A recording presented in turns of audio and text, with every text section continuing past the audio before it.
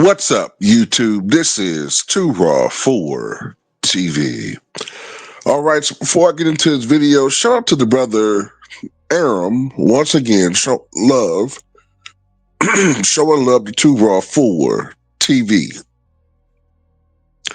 Now, I did a video about this young man a few years ago, but it's time that I talk about him yet again. And that is, let's talk about John Brisker. John Brisker was a star in the ABA back in the early 1970s. And his scoring prowess was a thing of legend. John Brisker's scoring prowess and scoring ability led to comparisons to all-time greats like Elgin Baylor, Jerry West, and Oscar Robertson. There are even some who now would say that Brisker was most similar to a LeBron James. Whatever the case may be, on the surface, in the ABA, John Brisker could fill it up. His rookie year for the then Pittsburgh Pipers of the ABA, who I believe the year before had won the championship, or I think the year before that, one of the two, 68 or 69. But anyway, might have been the year before that. But anyway, had recently, let's put it that way to be accurate, had won the ABA championship in his rookie year. John Brisker averaged 21 points a game. Playing heavy minutes the following season, over 40 minutes a night, Brisker would average 29.3 points per game. His third year, 28.9 points per game. So he was a scoring machine. Unfortunately, John Brisker had a reputation for being violent. Okay. As a matter of fact, his nickname in the ABA, a nickname that he loathed, was the heavyweight champion of the ABA. The implication being that he would fight often and was great at fighting.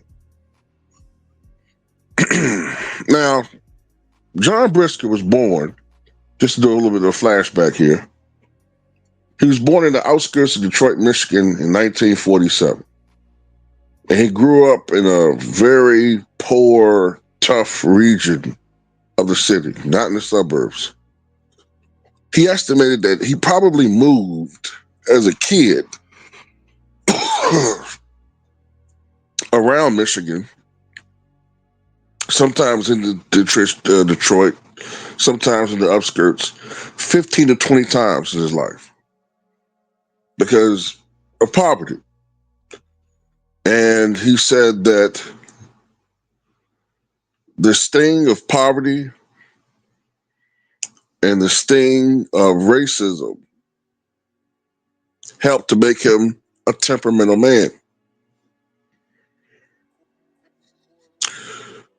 I think that's understandable, but even in that society, you have to be able to control yourself. In high school, John Brisker found basketball as a love, a distraction, and as well as a way to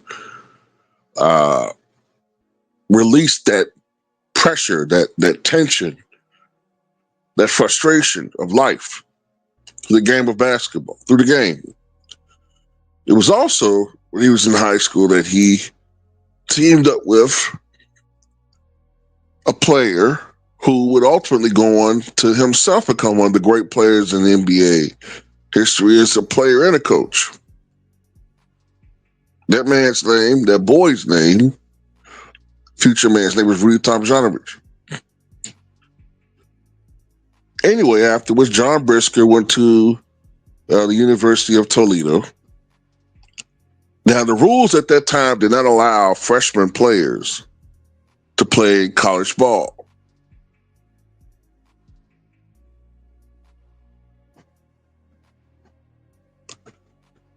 But afterwards, John Brisker became a very, very successful collegiate basketball player.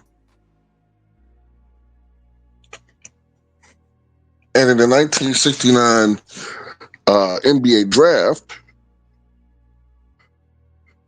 he was selected, I believe, by the Seattle Supersonics. But ultimately, he went to play, as I said, for the ABA. And he was a very successful player, except for the fact that he was a very, this guy was what we would call back then an enforcer, right? And we don't really have enforcers like that in the NBA anymore because it took the physicality out of it. It took you can make an argument that, well, I'm not going to make this political. I'll just say that the enforcer is gone, okay? And with the sole exception of a Draymond Green, you don't have anything resembling a enforcer in today's game. Now, to John Brisker's defense, he would tell you that he never fought anybody bigger than him, so he wasn't a bully. And another reason why he wasn't a bully is because, according to him, he never initiated a fight. He never initiated, but he was one of those guys where I'm not going to start a fight, but if somebody starts something with me, I'm going to finish it. That was his motto, right? And he built up a pretty fearsome reputation, man. This is a guy that had some incidences with teammates and some incidences with coaches, obviously with other players and even other teams' coaches. It didn't matter. When he went out there, when he became pissed off, it's like a light flipped in his head, and the friendly, jovial John Brisker stopped existing, and a psychotic took over. This is a man that frequently brought a gun to the locker room. This is a man that knocked out teammates in practice, knocked out opponents in games, got into it with coaches, threw punches at coaches. I mean, even if you did something, I remember reading about how Slick Watts, the recently departed Slick Watts, longtime Sonic star. This is after John Brisker transitioned to the NBA. In practice, Slick Watts simply blocked his shot. John Brisker in anger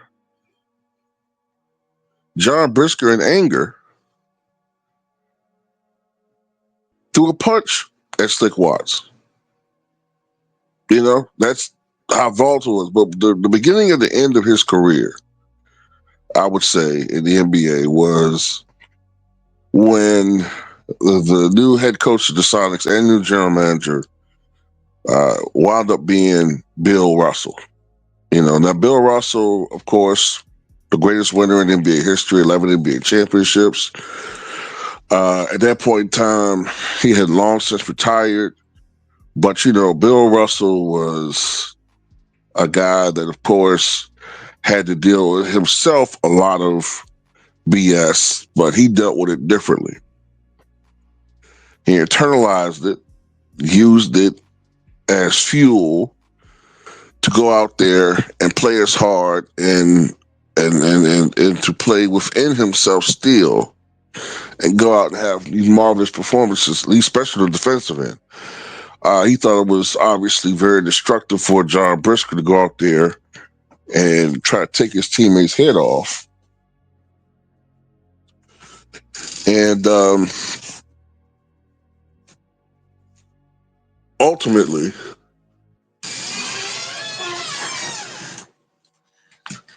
ultimately, Bill Russell phased John Brisker out and off the team. And in 1975, February 1975, John Brisker played his last game in the NBA. You know, the NBA was a lot more conservative than the ABA.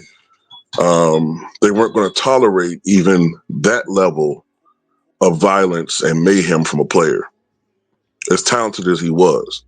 Also, it has to be stated that the NBA, even though the ABA was talented, when Brisker left the ABA in 1972 and went over to the ABA, at that point in time, the NBA was still considerably more talented than the ABA. So that plus Brisker's lack of playtime led his production to slip from when he was averaging almost 30 in the ABA to averaging more around 11 or 12 points per game in the NBA. Whatever the case may be, by early 1975, Brisker was out of basketball and he was struggling financially to the point where in 1977, he finally agreed to half a buyout with the Sonics, where he got half of the money that was owed to him. I think that was pretty unfair. They probably should have given him all this damn money. But anyway, John Brisker made a decision that ultimately probably took his life. And I say probably because you have to go with the intel, but nothing is etched in stone. Early 1978, John Brisker and another business partner traveled, supposedly, according to intel, traveled to Uganda to begin an import-export business, excuse me, within Uganda. And unfortunately, Uganda at that time was ruled by Idi Amin. Okay. Idi Amin was a very, very, let's just say, somewhat incompetent and somewhat incompetent and very, very ruthless and impractical man. And he got some intel that there were outside business forces that were trying to sabotage Uganda's economy. And according to the information that is out there now, forces within the Ugandan government abducted John Brisker and this other businessman, and they were never seen from again or heard from again.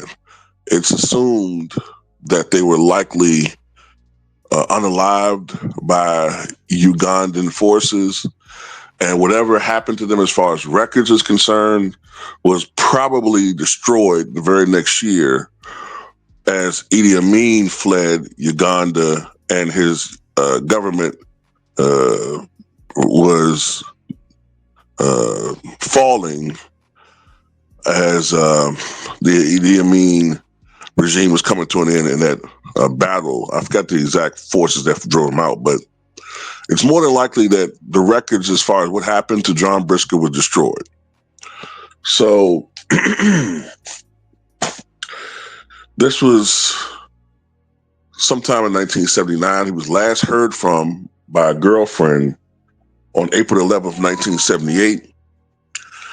He was declared deceased in absentia in May of 1985, and here we are 40 years later. There have been some theories that John Brisker had, because of his financial difficulties, maybe he had fled America and assumed a different life, but that just doesn't seem very likely, because if that was the case, then why would the other man do the same thing? It just doesn't seem very likely. More than likely what happened was that they both met a gruesome end. Um,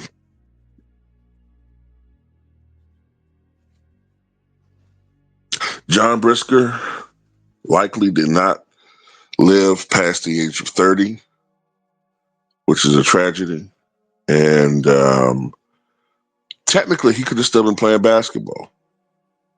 He could have still been playing basketball. And basketball was his salvation.